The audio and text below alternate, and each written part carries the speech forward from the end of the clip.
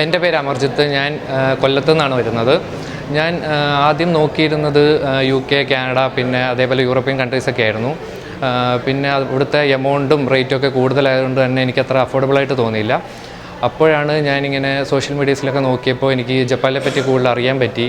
അങ്ങനെ കൂടുതൽ നോക്കിയപ്പം ജാപ്പനീസ് ലാംഗ്വേജ് അക്കാഡമിയെ പറ്റിയും JLA പറ്റിയൊക്കെ അറിയാൻ പറ്റി. അങ്ങനെ ഞാൻ കോഴിക്കോട് വന്ന് JLAയുടെ ഓഫീസിൽ വന്ന് സംസാരിക്കുക ചെയ്തു.